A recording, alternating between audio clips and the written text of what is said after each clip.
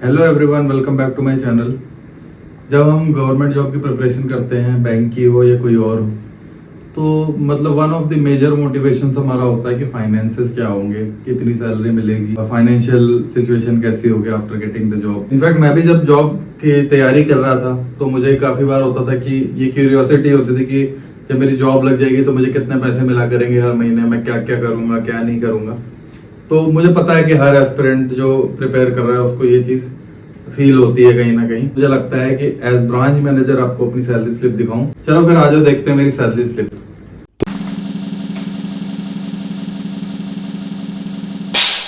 तो दोस्तों ये है मेरी सैलरी स्लिप जो कि आप अपने सामने देख सकते हो। ये है मेरा नाम, ठीक है। मैं एज एन इनकम्बेंट इंचार्ज यहाँ पर जॉब कर रहा हूँ एज मैनेजर, ठीक है। तो मेरी डेट ऑफ ज्वाइनिंग पिछले साल की है, एक इंक्रीमेंट मुझे मिल चुका था।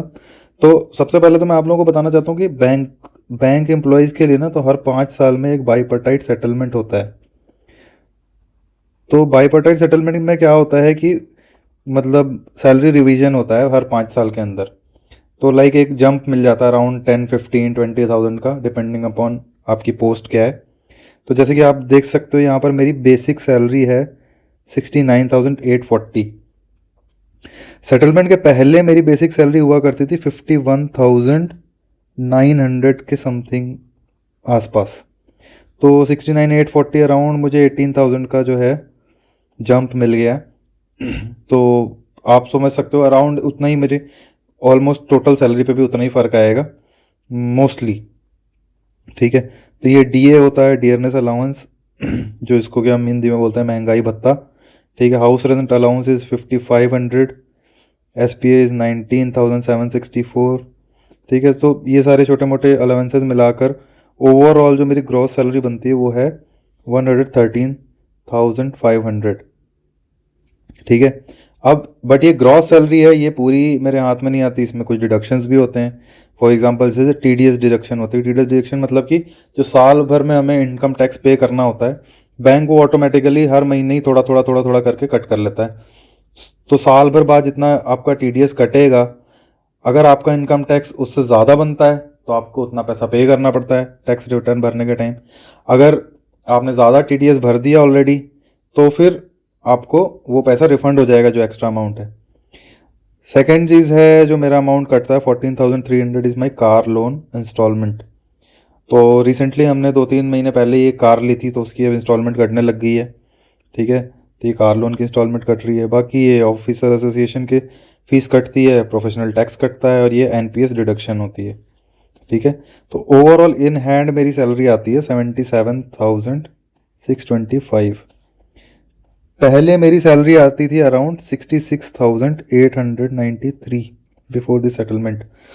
तो अराउंड 11-12,000 का फ़र्क आया है इन हैंड सैलरी में। अगर तो ये मेरी कार लोन की इंस्टॉलमेंट ना जा रही होती तो अराउंड मेरी सैलरी बनती 91-92,000। तो दोस्तों ये थी मेरी सैलरी स्लिप जो कि आपने देखी। मैंने बैंक ज्वाइन किया था, मतलब Punjab and Sind bank join किया था नवंबर 2017 में।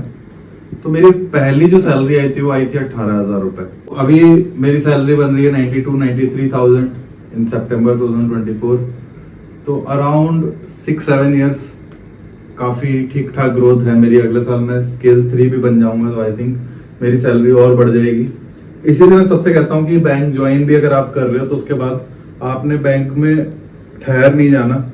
मतलब बैंक में ठहर जाने की बुरी बात नहीं है, बट ऐसा नहीं कि आप प्रिपरेशन बंद कर दो या कुछ।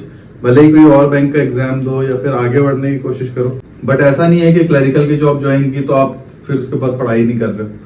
आप सोचो अगर मैं क्लरिकल की जॉब ज्वाइन की थी मैंने पंजाब एंड सिंध बैंक में, तो आई थिंक मैं अभी शायद स्केल 1 होता, अगर प्रमोशन लेके भी। तो भी मेरी सैलरी आज इतनी नहीं होती, इतने पर्क्स नहीं होते। तो इसीलिए मैं बोलता हूँ कि पहले तो आप जो भी ये सारी चीज़ें देख के आप मोटिवेट होने के लिए मैं ये चीज़ दिखा रहा हूँ।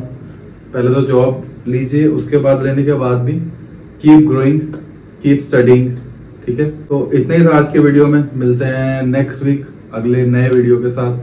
Please like, share and subscribe to my channel. Thank you.